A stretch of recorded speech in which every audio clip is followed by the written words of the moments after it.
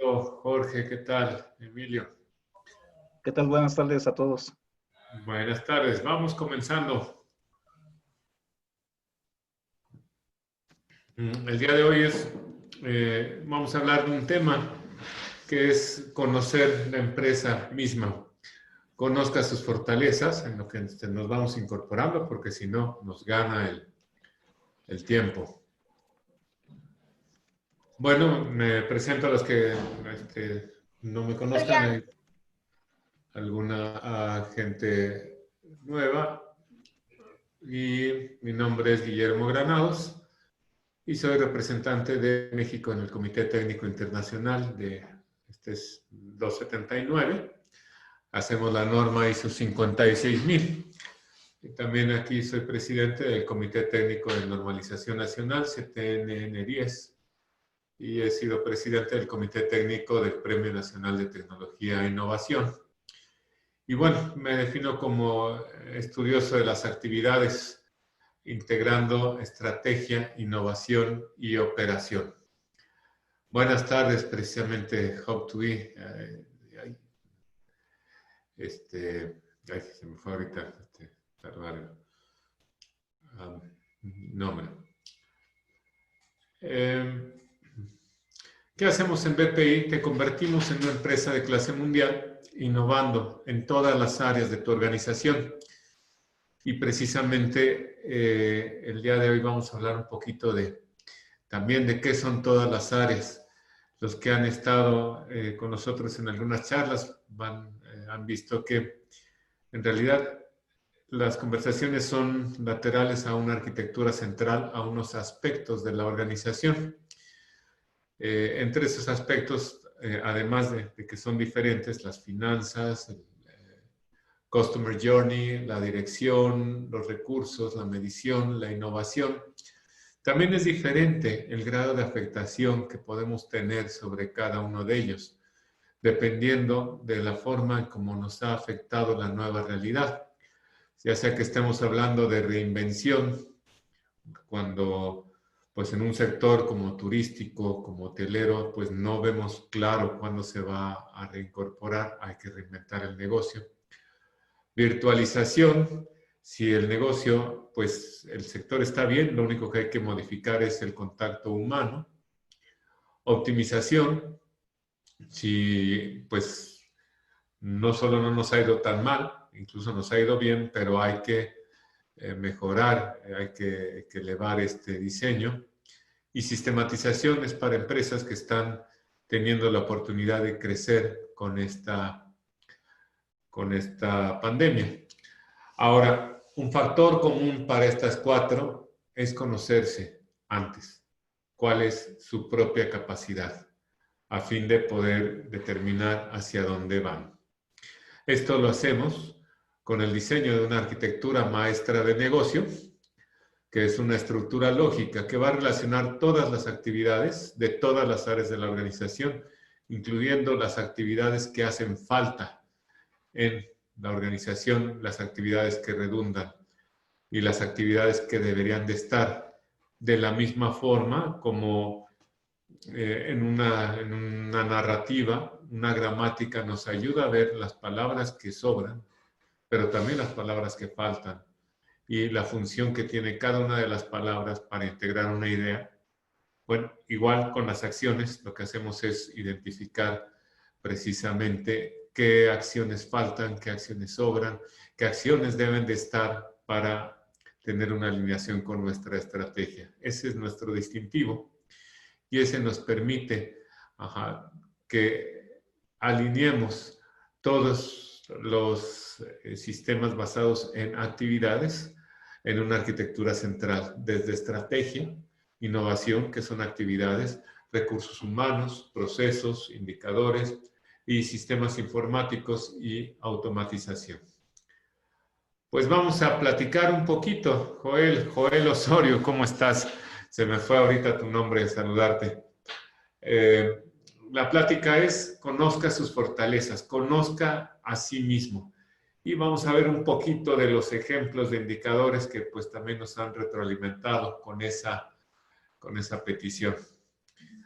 Objetivo es hacer un viaje de introspección por las organizaciones, por cada organización. Vamos a dejar un poquito de tiempo ahora para que respondamos y hagamos ejemplos de las organizaciones.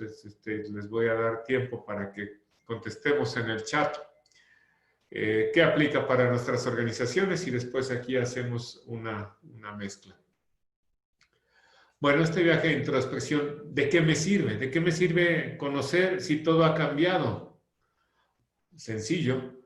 Si tú no conoces tus capacidades instaladas actuales, no vas a saber la brecha y no vas a saber qué trabajo te va a costar definir cuál es la brecha para un nuevo rumbo estratégico.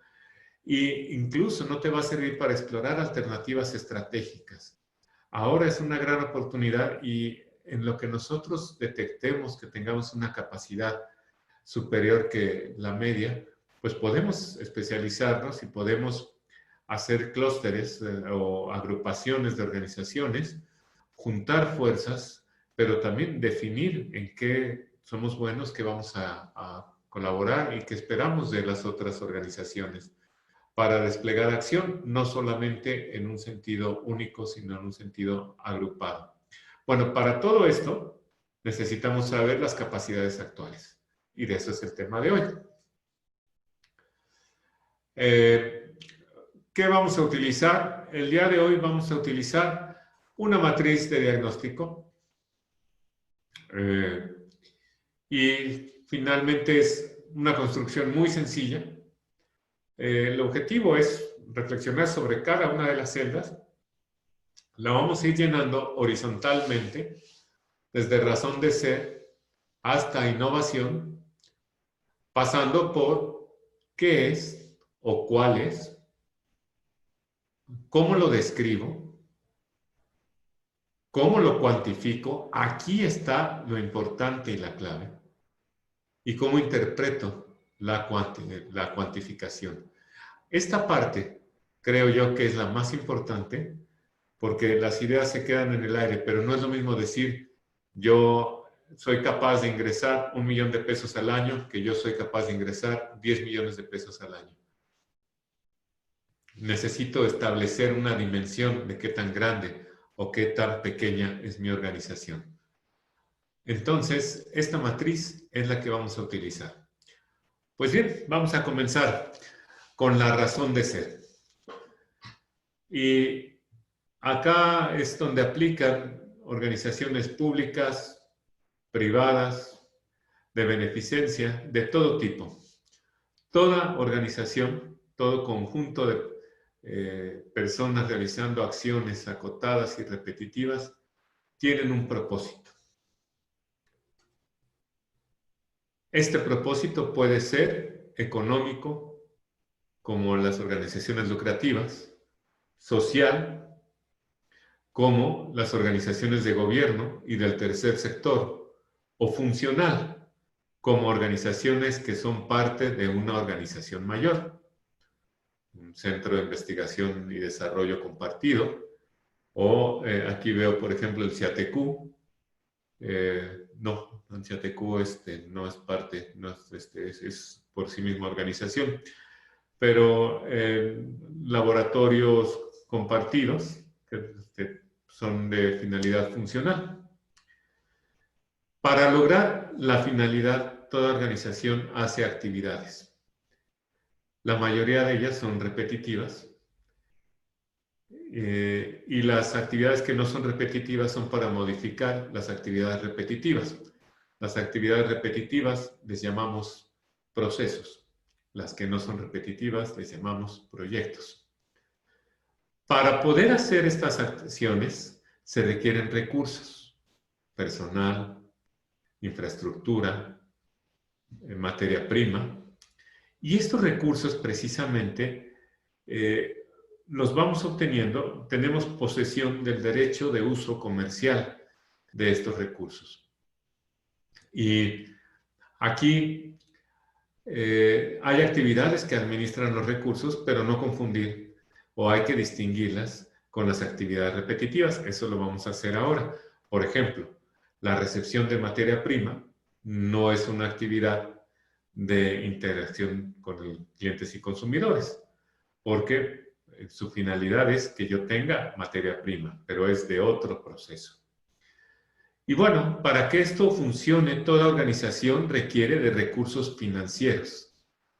Toda organización, es decir, sea de gobierno, sea privada, sea de las que ustedes quieran, vamos a hablar de que toda organización requiere recursos financieros. Entonces, esto es razón de ser. Ahora pregunta, ¿cuál es su razón de ser? ¿Cómo describe el logro de su razón de ser? Vamos a darles un minuto para que me digan precisamente esta información a través del chat. ¿Cuál es su razón de ser? ¿Y cómo describe el logro de esta razón de ser?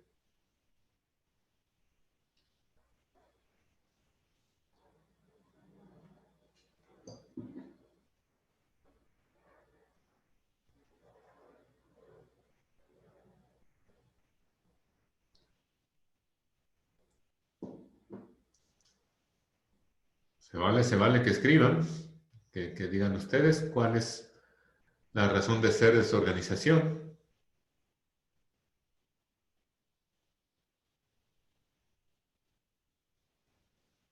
¿Y cómo describiría el logro de la razón de ser?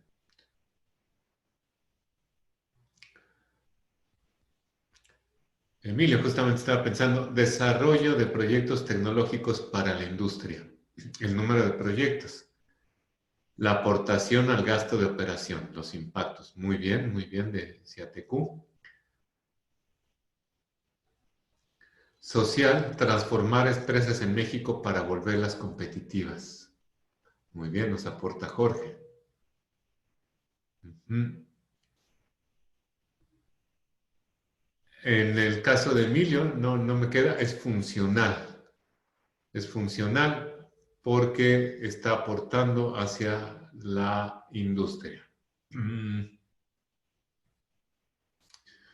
Aquí es interesante, fíjense, no está tan trivial cuál es la diferencia, porque desarrollas proyectos. ¿Pero para qué desarrollas proyectos? Funcional, articular equipos transdisciplinarios para crear soluciones. Pero no cobras por ello, Joel. Andrea Barrios, social, difundir la cultura social. Qué interesante. Vamos a quitar funcional.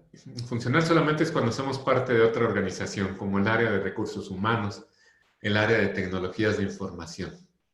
Jorge Tobar, proporcionar recursos educativos y de capacitación basados en gamificación para apoyar instituciones educativas y de capacitación en sus proyectos educativos. ¿Y no cobras por ello, Jorge? Emilio Munguía, para generar valor agregado en productos, procesos y servicios de base tecnológica. Entonces sería económica.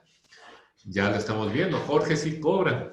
Entonces, mucho ojo, acá hay una diferencia.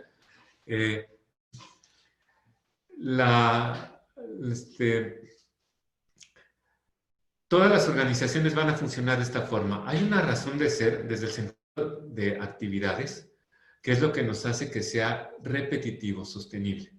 Y entonces, vamos a ponerlo ahorita, es económica o social. Esto económica o social quiere decir, pues mi finalidad es generar riqueza. Y mi finalidad es hacer una labor social, Secretaría de Desarrollo Social anterior o actualmente la Secretaría del Bienestar o incluso el CONACYT. La finalidad se puede arguir social o el seguro social. Bueno, el seguro social, observen que tiene una doble finalidad. Aunque la finalidad es social, tiene el mote de autosustentable. Es decir, que no es un centro de gastos, sino es una institución. Así como la CFE, que se supone que debe de no reportar ganancias, entonces, y Pemex tampoco, pero ya se lo tomaron muy en serio, entonces tampoco se supone que debe reportar pérdidas, sino se supone que las organizaciones, instituciones gubernamentales, al menos antes, como CFE, como Pemex, operarían en un nivel de cero ganancias y todo se reinvertiría, así como las IAPs. También nos dice por acá Jorge, perdón, me equivoqué. Jorge nos decía, aquí está, ajá, social, transformar empresas en México para volverlas competitivas. Bueno, sí, pero también hay que cobrar, Jorge. Entonces, en el sentido, ¿cómo describe el logro de su razón de ser? ¿Cómo describen lo que ustedes hacen en su razón de ser? Ingresos, utilidad, rentabilidad. Aquí incluso está hablando con alguna empresa amiga, pues, le pusieron free cash flow, o sea, cash flow liberado, que es lo que te puedes llevar para... ¿Cómo describes el logro de esta razón de ser? Ingresos y rentabilidad. Ok. Bueno, ¿cuánto genera su organización en el logro de razón de ser? ¿Cuánto genera de ingresos? ¿100 millones de pesos? ¿1000 millones de pesos? Si hablamos de rentabilidad, la rentabilidad es cuánto me cuesta generar un peso de ingreso. ¿Cómo le gustaría describir esta capacidad? Por ejemplo, si yo tuviera una empresa y su finalidad es económica, claro, mucho ojo, no está peleado que la finalidad sea económica con que sea a través de un intercambio social de un producto benéfico para la sociedad. Es decir, yo vendo algo que hace bien a la sociedad, pero cobro por vender. Cuantificamos cuánto nos queda de la organización al final del año o cuánto pensamos ganar, cuánto pensamos aquellos dueños de empresa, cuánto pensamos llevarnos a casa al final del año, después de todo, incluyendo nuestro salario. ¿Cuánto debería generar su organización? O en otras palabras, antes de la pandemia, ¿cuánto generaba su organización? Esto implica que yo tengo que saber cuánto músculo tengo, aunque esté por ahí en reposo, que nos hayan bajado las ventas. Pero acuérdense que hay una relación directa entre lo que genera mi organización y los recursos que tengo. Entonces, ¿cuánto genera mi organización? ¿Qué tanto conoce de su generación de ingresos? ¿De dónde vienen los ingresos? Todos vienen de ventas, ventas recurrentes, ventas de productos. ¿Usted planea el logro de la organización? Bueno, vimos en las láminas anteriores que esta es la base para hacer una proyección, el conocernos a nosotros mismos. Y una buena idea, yo la sugiero para comenzar una planeación estratégica, está en conocernos a nosotros mismos. En decir, bueno, mi organización debería generar, con el músculo que tengo actualmente, debería de generar 20 millones de pesos anuales. No lo estoy generando, ok, pero debería de generar eso y puede generar eso. Cuando digo puede generar, es con los recursos actuales, puede generar eso. Ya sabemos algo. Es importante porque de ahí vamos desprendiendo las capacidades. ¿Sí? Entonces, los dejo aquí un poquito. Todavía hay que bajar un poquito el concepto de la razón de ser del intercambio comercial, pero esto es conforme vayamos avanzando en las láminas. Ejemplos. Luego me piden, es que queremos ejemplos prácticos. Pues claro, van los ejemplos prácticos. Aquí en inglés de una bibliografía que se llama Indicadores que usted necesita saber, de Bernard Marr. Lo voy a escribir aquí. está en inglés para que nos sintamos más importantes.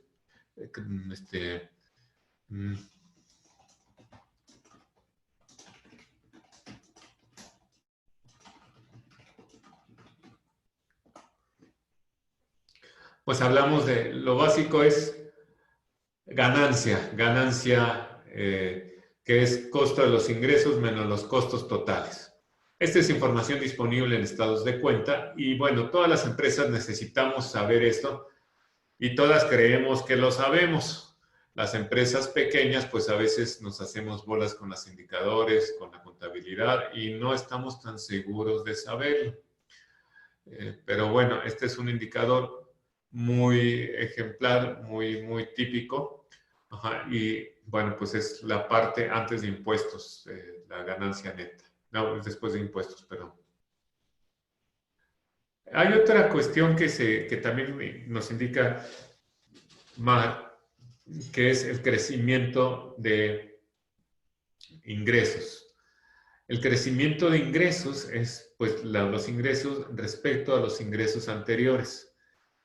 En lo particular, esta no es un indicador estadístico, no, es importante saberlo dentro de la interpretación. Más que un indicador, es un índice que nos ayuda a interpretar los estados financieros.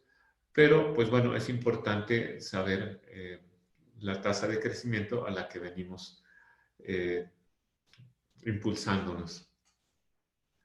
El siguiente es el margen de ganancias.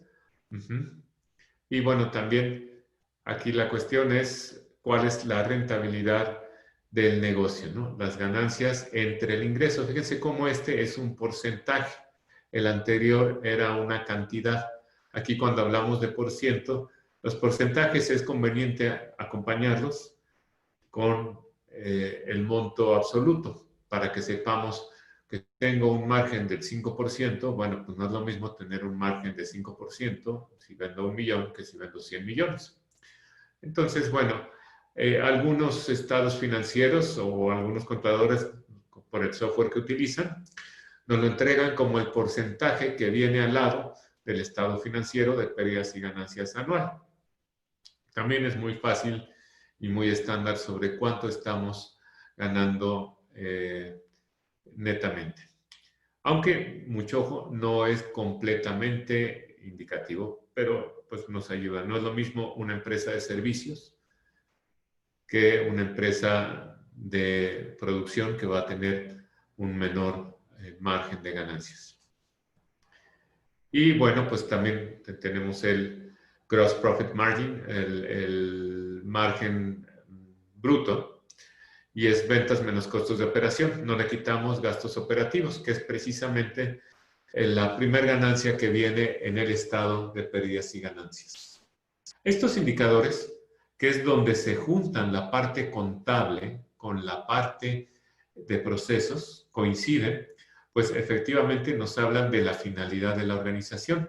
Recordemos que la organización tiene 3 grandes universos. El universo de las actividades, que es el que platicamos en los diálogos, el universo de los compromisos y derechos económicos, que es la parte contable, coexiste, y el universo del flujo de efectivo, muy hermanado con los compromisos económicos, que es la parte presupuestaria. Los 3 coexisten. Y acá, pues coinciden, porque la finalidad es, desde luego, expresable en derechos y compromisos económicos, en recursos financieros y en la finalidad de las actividades. Entonces, bueno, pues acá tenemos otro margen de operación que también nos menciona, estos son los diferentes márgenes de operación que tiene el estado de pérdidas y ganancias, es decir, restándole los diferentes costos y gastos que hay. Ahora, observen cómo aquí, por ejemplo, ya nos queda corta la respuesta, digamos, de Jorge, proporcionar recursos educativos, porque aquí no vienen los recursos educativos. Ah, ¿por qué? Porque en realidad no es la razón de ser, sino es el a través de qué. Todas las organizaciones, todas, absolutamente todas, interactuamos con clientes y mercados. Llamémosle usuarios, llamémosle beneficiarios, llamémosle externos, como ustedes prefieran y gusten llamarlo. Pero todas, absolutamente todas, desde el Centro Teletón, la Fundación Ronald McDonald, la consultora de Jorge, los recursos educativos, todos interactuamos con los clientes y usuarios. Le podemos llamar como quiera. Y acá comienza a ser muy interesante la parte porque cuando yo pregunto, cuando doy un curso y pregunto, ¿cómo mires a los clientes y usuarios? Mejor no les digo porque vamos a ver si acá eh, me contestan igual. ¿Cuál es comportamiento en clientes y mercados? Mucho ojo, no estamos hablando de un punto de contacto, de que si el cliente es feliz o no. Estamos hablando de qué hace el cliente cuando es feliz. Es muy, muy diferente. Este es el típico error. Los mapas estratégicos, la propuesta de Kaplan y Norton, cuando habla de clientes y mercados, inmediatamente habla de satisfacción del cliente. No es cierto. Eso no es hablar de clientes y mercados. Eso es hablar de la percepción de clientes y mercados sobre mis actos, pero no de la reacción de clientes y mercados. Si yo no soy capaz de ver qué hace el cliente, estoy muy perdido. Entonces, vamos a ver qué hace el cliente de mercado. Primero, ¿cómo conocen la organización? ¿Cuántos clientes conocen mi organización? ¿Cómo identifican mi producto? ¿Cómo solicitan mi producto? Yo mido cuántos clientes me hacen solicitud. ¿Cómo reciben mi producto? ¿Y cómo pagan por su producto? No es un solo punto. Recibió el producto, el cliente es feliz. Platicábamos la sesión pasada. La visión simplista de procesos es un producto que se da a un cliente y entonces el cliente lo recibe y conforme lo reciba y sea feliz, el negocio va a prosperar. Pues no, no es cierto. Es todo un diálogo que se realiza con el cliente, precisamente de clientes y mercados. Ahora, nuevamente preguntamos, ¿cómo miden ustedes el comportamiento de sus clientes y mercados? ¿Cómo lo hacen? Muchos clientes que compran poco. ¿Cómo es el negocio de ustedes? Antes de cómo medirlo, perdón. ¿Cómo es el negocio? ¿Cómo opera Jorge Tobar, tu empresa? ¿Muchos clientes que compran poco o pocos clientes que compran mucho? ¿O clientes recurrentes? ¿O clientes de una vez en la vida? Me compran y no me vuelven a comprar. ¿O se acuerdan de la historia del vendedor de Toyota que dijo, bueno, es que mis clientes son aquellos que me compran un automóvil siempre? Los bancos conocen muy bien la historia financiera de las personas para irles o irnos ofreciendo productos de acuerdo a nuestra etapa en la vida. ¿Cómo visualizamos a nuestros clientes? ¿Cómo lo describimos? Y aquí se vale contestar de los dos. ¿Cómo describen ustedes el comportamiento? Adelante, vamos a ver qué nos escriben en ¿cómo describen?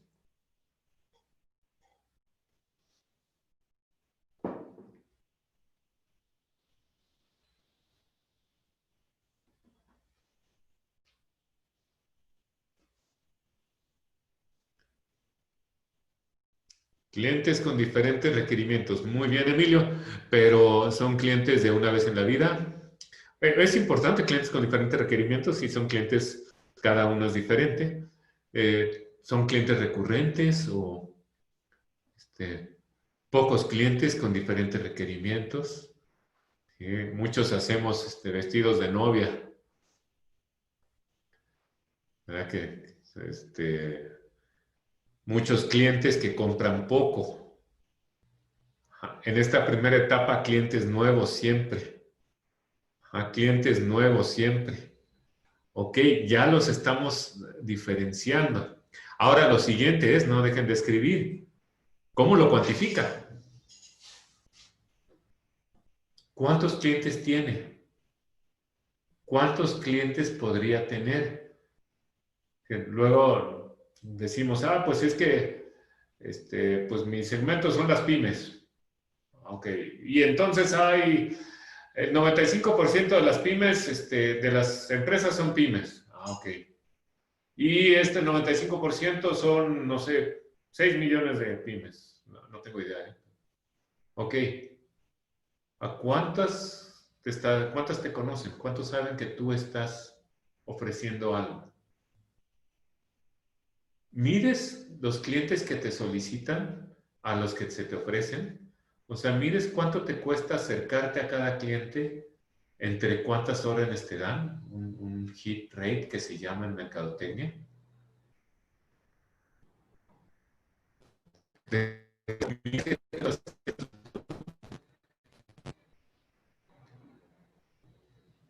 ¿Mides qué tanto te pagan? ¿Quién tiene mediciones sobre los clientes? A ver, esperamos que nos escriban, que nos comentan.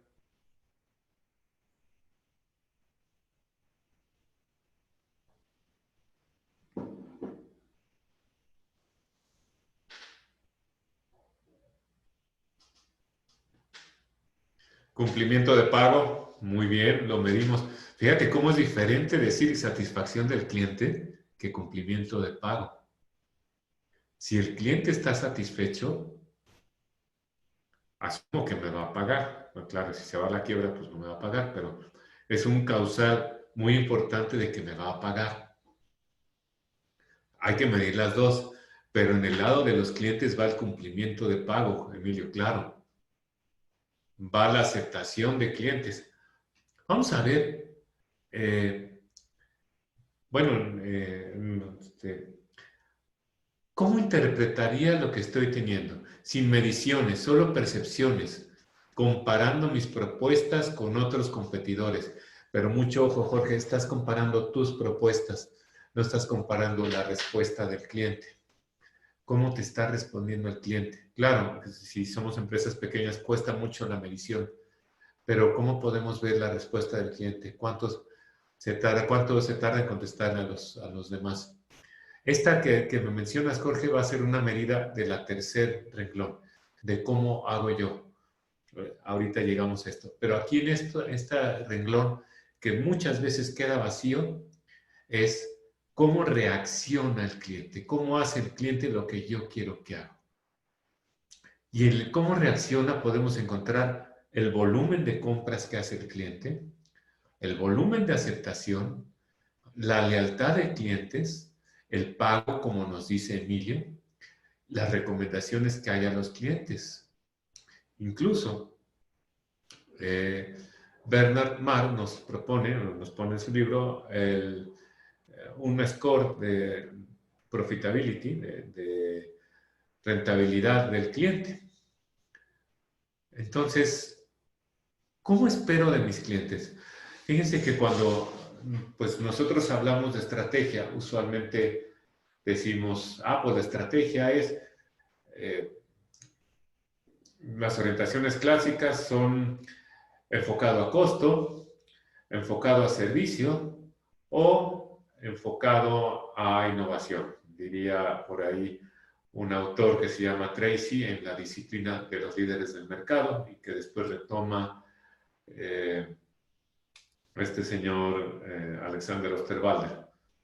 Bueno, está muy bien que definas tu estrategia, pero lo siguiente es decir, ¿cómo mido, cómo conozco lo que está sucediendo con mis clientes? Si yo estoy hablando de un enfoque hacia servicio al cliente, esperaría medir la lealtad. Si estoy hablando de un enfoque respecto a costo, esperaría medir volumen, al menos. Y si estoy hablando de un enfoque respecto a innovación, pues esperaría medir pues, ganancia por cliente. Vamos a ver qué ejemplos nos dice recomendación, claro, la recomendación de clientes. Valoramos la recomendación. Claro que sí, Andrea, Emilio, lealtad por pago, menos recomendación.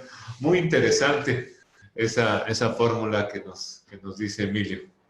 Vamos a ver los ejemplos que nos da Bernard Marr y nos habla de un Customer Profitability Score o, digamos, medida de ganancia obtenida por los consumidores.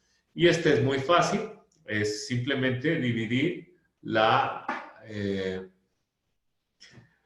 ventas entre el número de consumidores.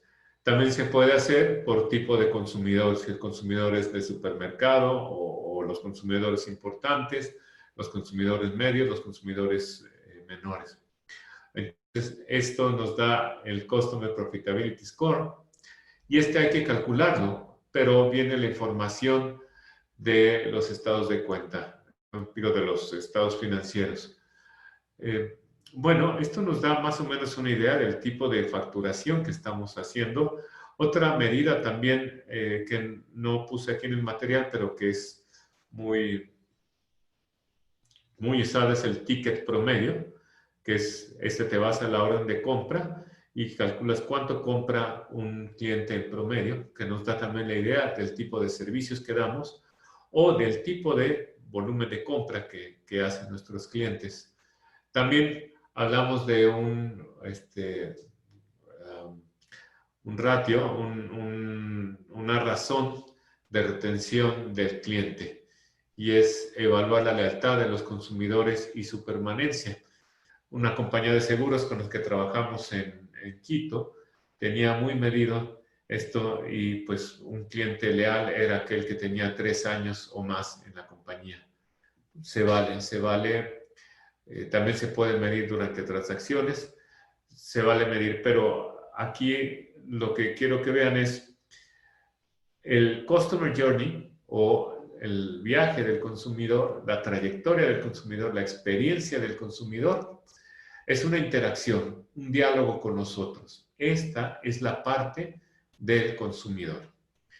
Y este es muy común, el hit rate, dicen los vendedores. Y el hit rate es, pues, precisamente de las propuestas, cuántas se hacen órdenes de compra. Y tengan por seguro que nunca va a ser 100%, lamentablemente, y ahora menos. Pero es importante medirlo, sobre todo para una planeación estratégica, yo poder determinar cuánto voy a invertir en ventas para lograr lo que yo deseo en mi proyección. ¿Vamos bien hasta ahí?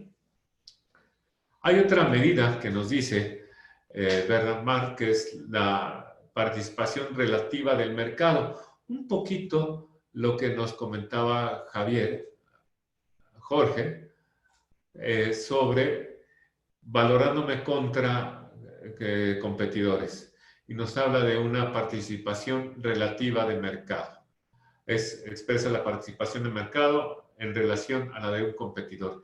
Esto es importante y de hecho si tenemos competidores que también son aliados a veces, pues podemos hacernos preguntas y decir, oye, ¿cuánto estás vendiendo? ¿Cuánto estás invirtiendo? Para saber pues qué hacer al respecto, ¿no? Entonces, esto es la participación relativa. Aquí hay un error en características de medición, no me fijé, pero este sí es la participación de mercado con respecto a la participación de un competidor. La característica de medición, acá debe decir que pues se tiene que tener la información confiable de un competidor, preferentemente el líder de mercado. Yo creo que esto lo toma un poco de la famosa matriz de Estrella, Vaca, de mercadotecnia, donde se introdujo el término de una participación relativa inicialmente pues para los competidores número 1, 2 y 3, porque tenían el dato, pero también se puede utilizar para los que tenemos un tamaño menor.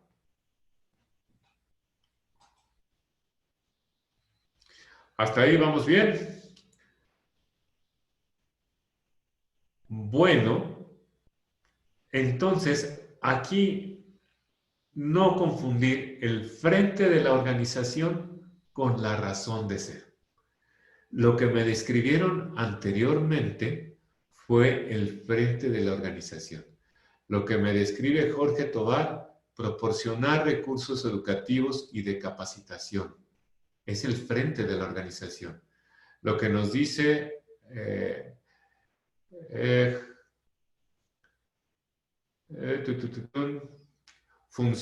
ahí se me fue, Joel, es el frente, articular equipos transdisciplinarios para crear soluciones.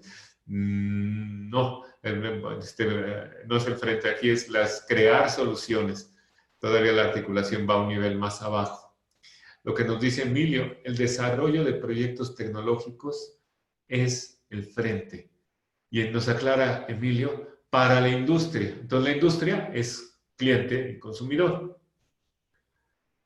Y al final la razón de ser es pues que haya una sostenibilidad. No sé si en la razón de ser ese ATQ está en que haya ganancia o que haya una cobertura de costos operativos, en cuyo caso sería finalidad social, desde luego como un centro CONACYT de difundir la ciencia y tecnología, pero sostenible financieramente.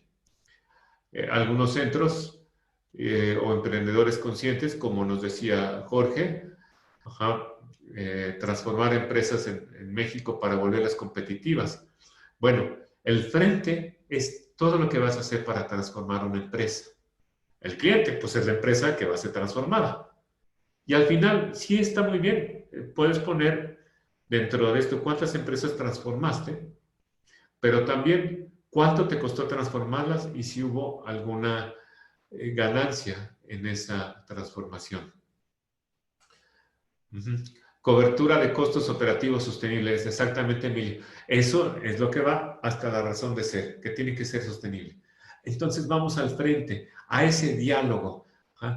Ese frente es, como dice esta es la ventanilla, ¿sí? Es presentarse, interactuar ante los clientes y mercados. Es decir, no solamente se trata de dar un producto, se trata de dar a conocer el producto, se trata de proponer el producto, se trata de entregar y se trata de cobrar. Y los cuatro son igual de importantes porque ese diálogo es aquel que va a dar la sostenibilidad de la empresa. Si el CIATQ no cobra, no va a ser sostenible y se va a acabar el CIATQ. Entonces tiene que cobrar con el mismo gusto, con la misma cara enfrente con la que entrega su producto, con la misma cara con la que propone su producto. Entonces, ese es el comportamiento visible. Como este comportamiento en su conjunto, no solamente la entrega, ¿sí?, nos habla de una distinción por parte del cliente. Este es el concepto original que nos presentó Michael Porter por allá del final de la década de los 80 como ventaja competitiva. Ventaja competitiva se refirió originalmente a los elementos perceptibles por el cliente y que representaban un cambio, una influencia en su decisión. Y acá, como había comentado hace poquito, hablamos o bien de productos innovadores, o bien de productos económicos, o bien de servicio al cliente. Osterwalder, el autor de Business Model Generation, la generación de modelo de negocio, muy popular en el Canvas, nos habla, hace un refresh de la propuesta anterior y nos dice Infrastructure Management, refiriéndose a aquellos que saben administrar la infraestructura y hacer economías de escala para dar una oferta inferior en costo, no necesariamente en un producto económico. Aquí podemos ver en su inicio, pues por supuesto a los automóviles coreanos que han tenido una gran penetración. Más que innovadores, son productos económicos. Claro está que uno dice, bueno, no son tan económicos relativamente a sus competidores, a la oferta de sus competidores, sí creo que lo siguen siendo. Productos innovadores, pues sobran ejemplos. Apple, productos que tienen un costo superior, pero que tienen prestaciones que no tienen sus competidores. Y servicio al cliente, que es precisamente un servicio excepcional. Por ejemplo, acá, los que somos pequeños, medianos, tenemos esa, casi que ese karma, porque pues al ser pequeños tienes mucha flexibilidad y puedes estar con el cliente día y noche, preferentemente no más día.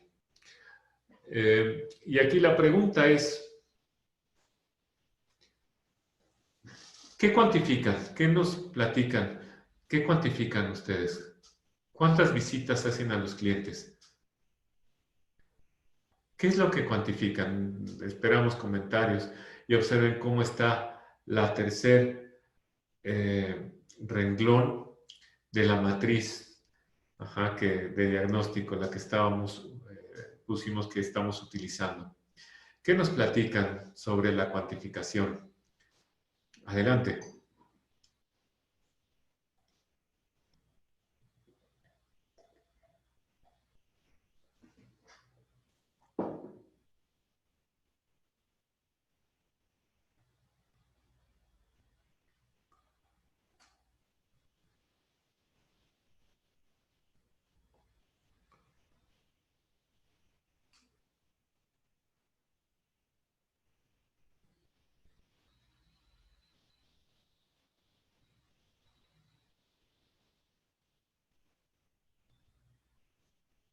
Aquí cabe lo que había dicho Jorge Tovar, comparando mis propuestas con otros competidores, si la hice más rápido.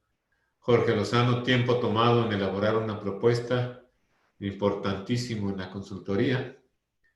¿Qué más nos comentan? Es fácil de vender, pero más difícil cobrar. Es que hay que ser muy cobrón para cobrar. Pues sí, definitivamente. Y más ahorita hay que pues cobrar, pero se debe medir la parte de cobrar. Tasa de éxito en propuestas cerradas contra elaboradas. Sí, sí, claro que sí. ¿Qué tanto no se me han caído los casos? Eficiencia en el desempeño de los costos de los proyectos, claro, hace proyectos 7Q, y cumplimiento de los requerimientos establecidos. Claro que sí. Ganadas. Sí, muy bien el Jorge. Entonces, observen,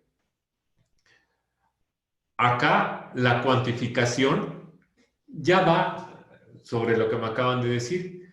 La interpretación, ya podemos mezclar este tercer renglón, razón de ser, comportamiento de clientes, este tercer renglón de frente de la organización con los dos anteriores. ¿Cuánto trabajo le cuesta cerrar una orden?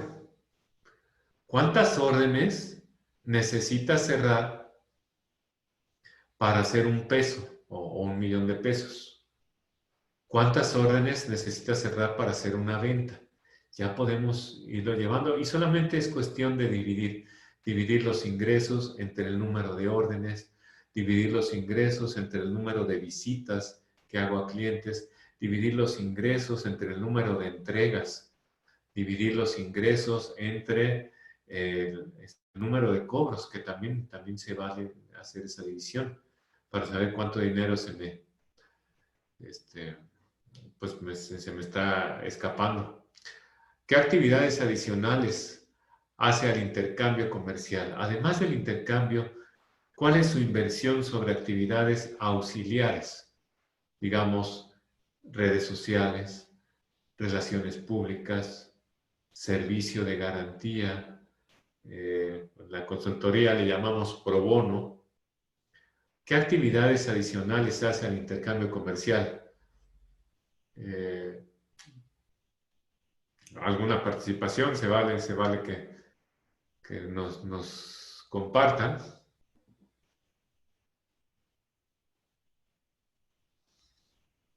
Aquí lo importante, como platicábamos, es cuantifique.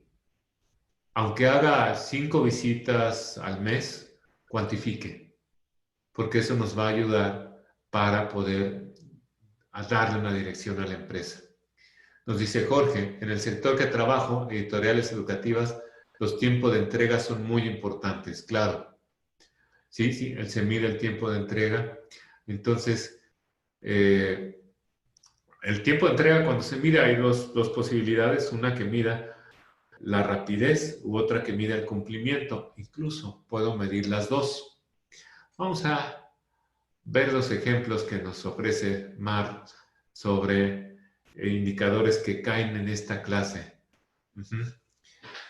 Bueno, en realidad este no lo pone Mar, este ya fue de mi cosecha, pero también sirve. El clásico, cumplimiento de orden. A veces le llamamos Perfect Order Fulfillment, que es las órdenes entregadas a tiempo y forma. Esto como un porcentaje, que es lo que decía, el cumplimiento, que puede ayudarnos a Jorge Tobar a decir, bueno, yo hice la promesa, ¿qué tanto la cumplí? Yo hice la promesa de entregar en 3 días, ¿qué tanto cumplí para entregar en 3 días? Hice la promesa para entregar en 2 horas, bueno, ¿qué tanto cumplí? Esto es un indicador comúnmente utilizado. No viene, fíjense cómo a partir del primer renglón ya no vienen en los estados financieros porque ya van más en el mundo de las actividades. Este sí hay que registrarlo. Mucho ojo, no nos vayamos ahora sí, con la idea feliz de que es hasta el momento que sale de almacén. No, la orden es hasta el momento que el cliente lo recibe. Si no, pues no estamos midiendo realmente el cumplimiento de orden. Y es aquí donde va nuestro famoso índice de satisfacción del cliente. Y es lo que les decía, no nos vayamos con la idea de que el índice de satisfacción del cliente mide al cliente. No, es el cliente que nos está midiendo a nosotros, pero no mide al cliente, no le hagan caso a la propuesta de mapas estratégicos de Kaplan y Norton, que ponen el Customer Satisfaction en clientes y mercados. Pues no, ahí se pone lo que hace el cliente una vez que está satisfecho. Recompra, compra más, incrementa su ticket promedio, no nos devuelve lo que ustedes quieran, pero Customer Satisfaction Index es una medición perceptual sobre mi desempeño. Es muy importante. La desventaja está en que por lo regular se obtiene a través de encuestas. Entonces hay que tener mucho cuidado con el levantamiento de encuestas. Bueno, es todo un tema el levantamiento de encuestas. Contestan los clientes enojados. ¿De dónde vamos a obtener la información? ¿Cómo podemos saber a qué se refiere la encuesta? Bueno, es el tema de un poco de encuestas, pero hay que tener cuidado de que pues tengamos una medición correcta de todo el escenario, no solamente de un cliente enojado, que por supuesto pero hay que comprender cómo funciona el sistema a la perfección. Luego, sobre todo instituciones que tienen muchos clientes, hacen decisiones drásticas, pero sin investigar a fondo cuál es el origen o a qué se debió una mala percepción del cliente. Ese fue el tercer renglón. ¿Se acuerdan? Razón de ser. El siguiente, comportamiento de clientes y mercados. El tercero, el frente. El segundo y el tercero forman la trayectoria del consumidor. Ahora, el cuarto es administración de recursos. Toda organización utiliza recursos para hacer sus actividades. Los recursos aquí en esta imagen, muy bonita que me hicieron favor, pues aquí el recurso es la infraestructura, el personal, el producto terminado. ¿Sí? Y mucho ojo, en una organización no es que la organización compre al personal, lo que tiene es el derecho de la explotación comercial de las capacidades profesionales del personal.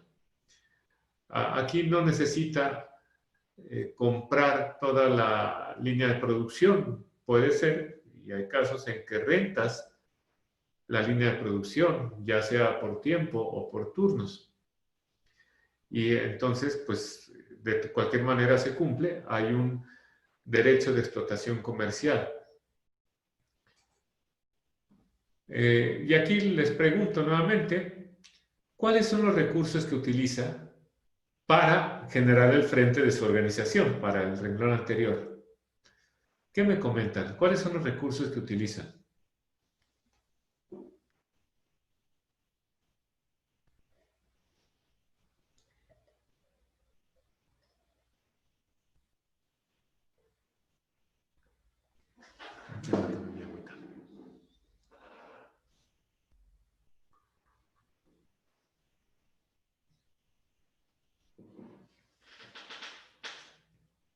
Laboratorios, claro. ¿Cómo mides tus laboratorios, Emilio? Equipos de proceso, personal especializado, ¿cómo los mides? Consultores, metodologías, ¿cómo? Bueno, lo estamos describiendo. Y aquí es lo interesante, ¿cómo lo cuantificamos? ¿Cómo describimos estos recursos? Metodologías, si hago producto, producto terminado, toneladas de producto terminado, procesos productivos, la industria farmacéutica, cuántos procesos tengo, ownership, propiedad sobre ellos. Y nuevamente, vamos a cuantificar. La cuantificación tiene dos elementos básicos, no únicos, pero sí básicos, que es que yo tenga una capacidad de suministro para mi venta. Por ejemplo, ¿cuántos consultores tengo? ¿O cuántos consultores requiero usualmente? ¿10, 20, 100? ¿Cuánto hace de ingresos cada consultor? Ahí ya se pone interesante. Uh-huh. Aquí hay dos interpretaciones, la que tenemos para el solo renglón o la que tenemos con el renglón y los anteriores. ¿Cuál es la capacidad de suministro de recursos? Bueno, aquí está. ¿De dónde provienen sus recursos? Aquí podemos hablar, por ejemplo, cuántos consultores son propios y cuántos consultores son alianzas. ¿Cómo relaciona sus recursos que requiere su organización para tener otros recursos? O para realizar sus actividades comerciales. ¿Cuántos vendedores entre ventas? Toneladas de producto terminado entre horas de personal. Aquí lo que quise decir es, los recursos, a veces la administración de recursos lleva otros recursos. Un ejemplo muy típico es producción. El personal de producción no está en el frente de la empresa, sino que está generando un recurso que es producto terminado. Entonces, bueno, naturalmente yo necesito saber cuánto cuesta el producto terminado, cuánto cuesta en esfuerzo. Entonces, esto es lo que digo. Por cierto, un proceso funcional sería la elaboración de producto terminado. A eso se refiere el funcional. Acervos bibliográficos, excelente, Jorge. Especialistas, personal, freelance, software de edición, modelos de formación. Germán, bienvenido. Y Rick Fernández, wow. Álvaro también de Guatemala, Manuel. No, muy bien. Bienvenidos acá que están llegando. Hay que considerar todos los costos directos, tangibles e intangibles. Cierto. Y aquí es el punto más delicado porque es cuantificar. El tercer elemento importante es, ¿tengo recursos que los demás no tienen? ¿Tengo personal que los demás no tienen? Normalmente las personas contestan, lo más importante de una empresa es su personal. Sí, es cierto. Pero yo me tengo que preguntar, ¿mi personal es el mismo que tienen mis competidores? O, como decimos en México, tiene una rayita arriba. ¿De dónde, qué recursos tiene su organización que no tienen otras organizaciones? Y acá voy a tomar el comentario de Germán. Aquí es donde va precisamente la propiedad intelectual.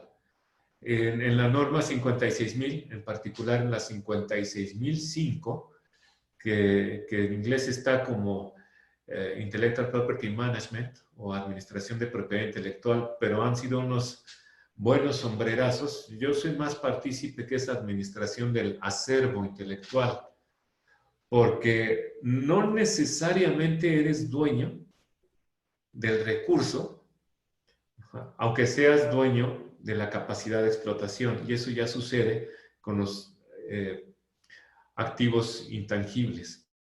No necesariamente eres dueño, pero tienes que administrar su uso, tienes que administrar su eficiencia. Entonces, eso requiere una administración, aunque no seas el dueño. Requiere la administración de un procesos, por ejemplo. La administración, alguna vez lo vi, una empresa que hace suplementos alimenticios, decía, bueno, mira, yo proceso la planta del polen, pero la planta del polen, pues, no, ni la puedo patentar, ni la puedo proteger, pues ahí está la planta del polen y hay...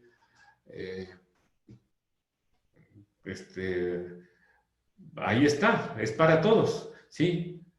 Pero tú tienes que tener en cuenta, administrar ese conocimiento porque te lleva a partes secundarias como el proceso con el cual procesas el polen y generas el activo para tu suplemento alimenticio. Ah, bueno, ya va siendo una cuestión de administrar el conjunto. Entonces, sí, Álvaro Reynoso nos dice, en consultoría, el tema de cargabilidad de recursos es clave. ¿Qué tanto tengo rascándose la panza a mis consultores? No es cierto, aquí no rascamos la panza, somos muy trabajadores, pero lo que llamamos horas de gabinete o trabajo en oficina, es complejo cargarlo a proyectos. Sí, hay técnicas de prorrateo, hay técnicas, Álvaro, en consultoría, siempre va a haber un balance sobre el prorrateo. Lo que haces ahí es aceptar las horas glúteo que nos dice Jorge Tobar. Bueno, vamos a ver ejemplos que nos dice sobre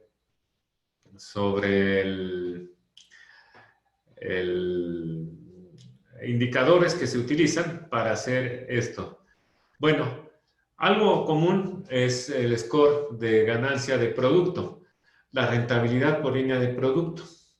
Este es muy útil y nos va a ser útil sobre todo si hablamos de innovación de producto o innovación de proceso, que lo vamos a ver adelantito,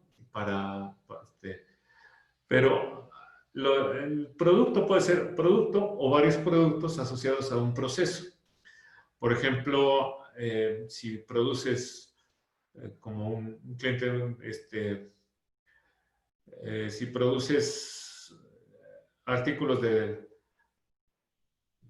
de consumo, te interesa saber los productos que salen de una máquina a la cual hiciste una modificación, pues para saber qué tanto es conveniente invertir en que esos productos tengan una mayor ganancia.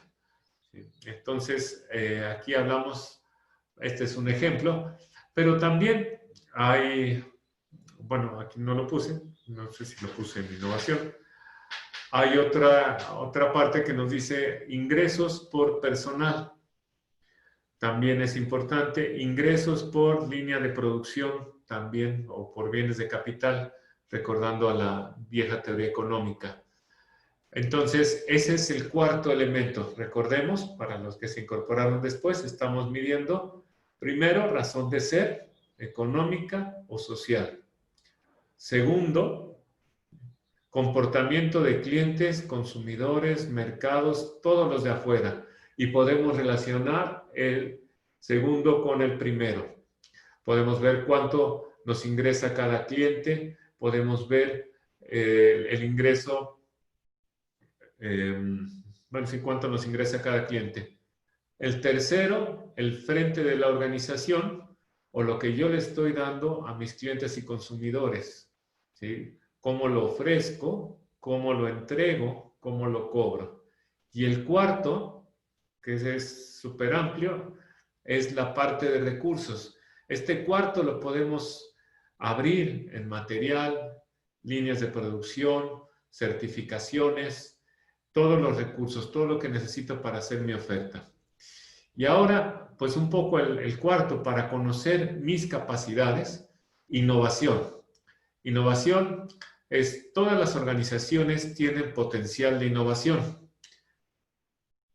¿Cómo puedo cuantificar lo que he hecho? ¿Cómo puedo cuantificar mi capacidad actual de innovación? Y si no hablamos de actual, hablemos al menos de hasta antes de la pandemia, que ya se nos olvidó que la pandemia empezó. Creo que eso nada más pasa en el primer año de pandemia. Ya después ya uno se acostumbra. Fue un chiste malo, no se preocupen. ¿Cuál es su acercamiento a la innovación? Aquí hay como que hubo alguna confusión. Acá tenemos que decir cuál es su acercamiento a la innovación. Son proyectos. ¿Y cómo describe sus actividades de innovación? Aquí en el cómo describe sus actividades de innovación, debe de decir proyectos esporádicos, proyectos causales o proyectos sistematizados. Eso es lo que debe decir en cómo describe sus actividades de innovación. ¿Cuál es el origen de sus actividades de innovación? Casualmente se me ocurrió proyectos reactivos. Aquí lo importante es saber qué músculo tiene su organización actualmente. ¿Cuántos proyectos han realizado de innovación hasta ahorita? ¿Cuáles han sido sus resultados? No quiere decir que esté condenado a seguirlo haciendo. Quiere decir que está usted cuantificándose en este momento para conocer sus capacidades. Y interpretamos, ¿son formales sus acercamientos a la innovación? Muchas organizaciones son reactivos, está muy bien. O se debieron a la presencia de fondos, también está muy bien. Han sido exitosos sus acercamientos y qué ha aprendido de los proyectos fallidos. ¿Qué me pueden platicar de los proyectos de innovación que han realizado en sus organizaciones? Sí, adelante, comentarios. ¿Qué nos platican de esos proyectos de innovación?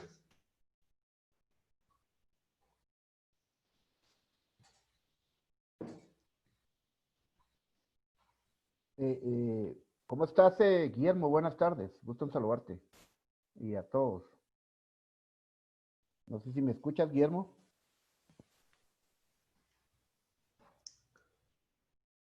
¿Cuál es el origen de sus proyectos? Adelante, adelante, se valen comentarios. ¿Me escuchas, Guillermo? No sé si me logras escuchar. Está tratando de hablarte, Guillermo. Álvaro. No, sí, ¿me escuchas, Rick? Creo que no me está escuchando. Creo que no tengo abierto mi audífono. A ver, un segundo. Aquí está. Estaba viendo. Rick, estaba escuchando. Ahora sí, adelante, Rick. No, Álvaro te iba a decir algo. Sí, Álvaro. yo te iba a comentar lo que nosotros hacemos de proyectos de innovación, digamos, en términos generales, Guillermo. Sí, sí. Que nosotros, digamos, y creo que está Manuel por acá también, tenemos una división de innovación que tiene varias áreas de proyectos. Unos que tienen que ver con realidad aumentada, realidad mixta, que son proyectos básicamente para digitalización y aumento el mixed reality, para poder capacitar y operar proyectos basados en realidad aumentada y mixta. Otros que tienen que ver con sensores y Internet de las cosas que cada vez son más fuertes, digamos, las oportunidades en esto de sensores. Otros que tienen que ver con básicamente analítica y data visualization, y inteligencia artificial, y otros que tienen que ver, y ahí está Rick también, con el tema propiamente de innovación, en hubs de innovación, en áreas de innovación, y en el tema de 56,000. Digamos, esas no son nuestras áreas de innovación que nosotros tenemos, Guillermo, de lo que te puedo dar ejemplo, y quisiera aportar aquí en la medición. Nosotros tenemos muchos clientes en la región centroamericana sobre métricas, ¿sí? Básicamente, y hemos como acomodado un concepto nuevo que nos sirvió para definir cuando son, le llamamos predictivos no evidentes, cuando son mediciones que no era fácil verlas, ¿sí? No era fácil verlas porque no las tenías.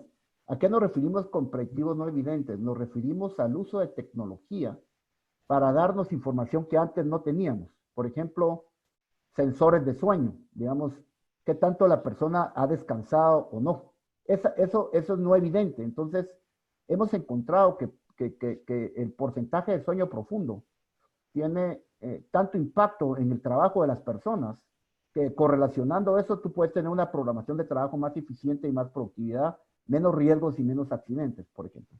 Ese tipo de métricas eran imposibles medirlas antes del uso de tecnología. O por ejemplo, ritmo cardíaco, o por ejemplo, cuál es el trabajo de la gente, cuántas calorías está perdiendo, y una serie de variables que le llamamos predictivos no evidentes. O sea, mediciones que son basadas en tecnología y que antes era imposible medirlas, porque no lo mirabas. O sea, simplemente la gente entraba a trabajar, medía su productividad, su cargabilidad y listo. Era evidente, pero no era evidente que esa cargabilidad y esa productividad está basado en el descanso, por ejemplo, y eso nos da ahora los sensores y la tecnología. Entonces, solo como aporte, quería introducir ese concepto de productivos no evidentes, Guillermo, en la discusión que tiene sobre métricas, que ahora mismo una persona, amigo nuestro, que escribió un libro conmigo de ejecución, es chileno, él está escribiendo en Chile sobre ese concepto de predictivos no evidentes, que son métricas que no se podían visualizar, pero que la tecnología las está haciendo visibles hoy. Entonces, solo quería aportar eso, Guillermo, para tu tema de medición, ese concepto de mediciones no evidentes, nada más. Muchas gracias, Guillermo. Muchas gracias, Álvaro. Muy bien. De hecho, eso es parte de la innovación. Aquí hay un detalle que mencionaste muy bien. Y Emilio Munguía aquí con su comentario nos pone, se hace una revisión de lecciones aprendidas. Los que nos dedicamos a proyectos, tenemos a veces y digo, no lo estoy diciendo por ninguno de los que estamos acá, lo digo por 20 años de Premio Nacional de Tecnología, que me permiten ver que cuando generamos innovación en otras empresas, lo confundimos con la innovación en nuestras propias empresas. Y decimos que es innovación. Y aquí me parece muy padre que ese error bueno, que ese error de percepción, y ahorita digo por qué ese error no se presenta, ¿no? El acervo de métricas que nos platicas, claro que es innovación el ir descubriendo lo que nos dice Emilio Munguía, una revisión de lecciones aprendidas. Los que hacemos proyectos, fíjense cómo es un renglón aparte, los recursos, la operación, que en la operación está la realización del proyecto, de la innovación. Pero acá nos platica Emilio, cuando hago un proyecto, reviso las acciones y entonces registro algo que voy a utilizar en otros proyectos.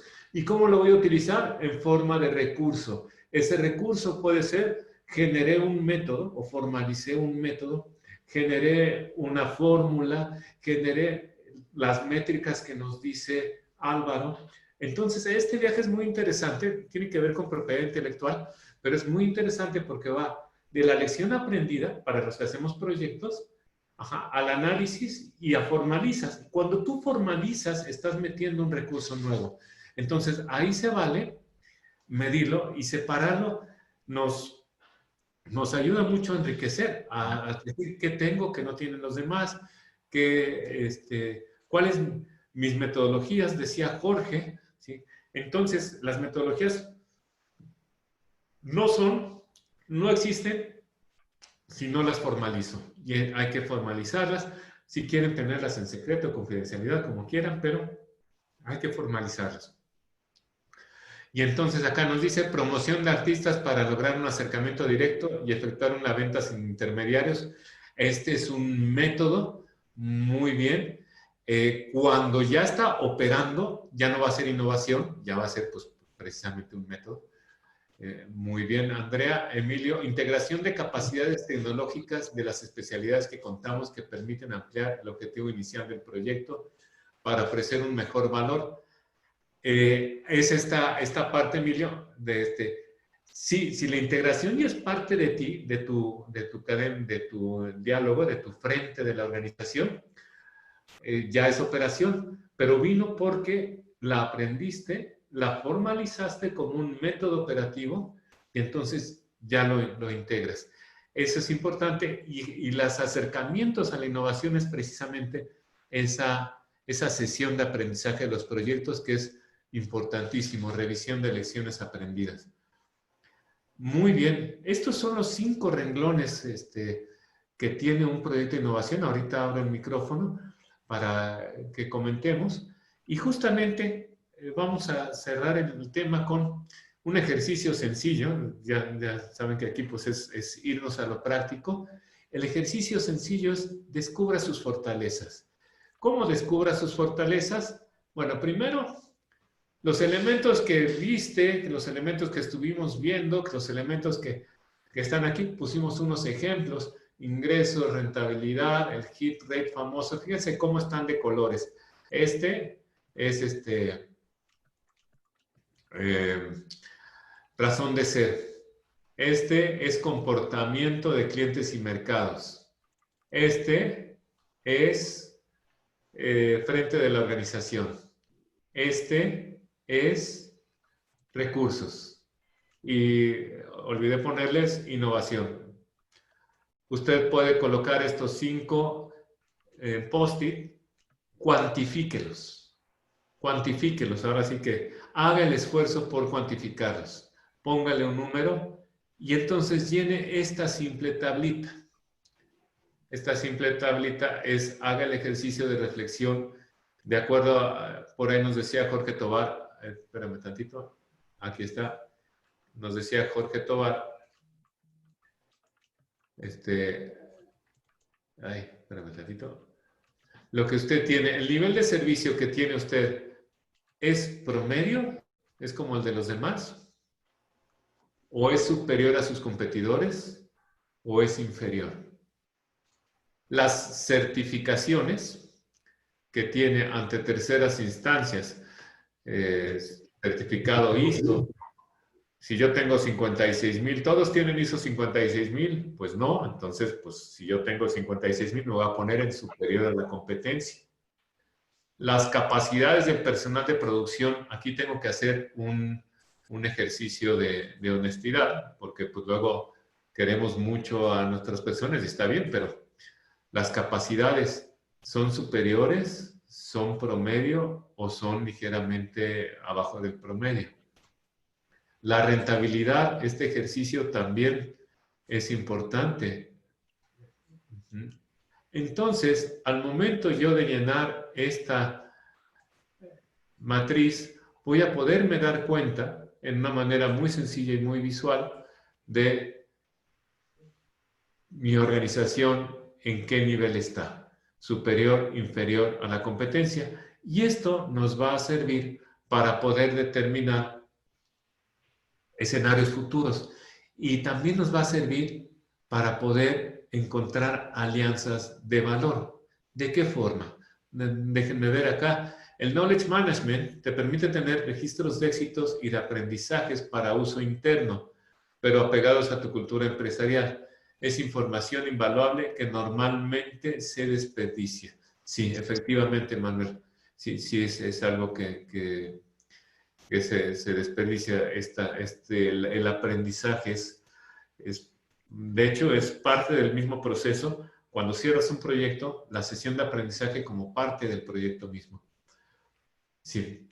Ahora, cuando tú hablas de que tienes, por ejemplo, personal con características superiores o material con características superiores, vamos a imaginarnos que la historia de una empresa, la narrativa de una empresa, se hace juntando estos bloques, juntando estas características. En particular, en el área de recursos y en el área de frente de la operación, los renglones 3 y 4. Los renglones 3 y 4, en la parte superior y en la parte inferior, me permiten evaluar alianzas con otras empresas para poder decir, si yo soy bueno en el acercamiento a clientes y tú eres bueno en la cobranza, pues o podemos aprender o podemos complementarnos en alguna alianza. En personal, también si yo tengo una buena administración de mi personal, puedo compartir prácticas con competidores y no competidores, como se hace en México en algunos parques industriales. Pero bueno, esto ya es parte de alianzas. Aquí lo que nos importa y hasta donde queremos llegar es a visualizarnos cómo está nuestra radiografía, en qué somos superiores a la competencia, en qué somos promedio y en qué somos inferiores. ¿Qué ejemplos hay? ¿Qué nos pueden comentar sobre este problema o esta interacción del día de hoy?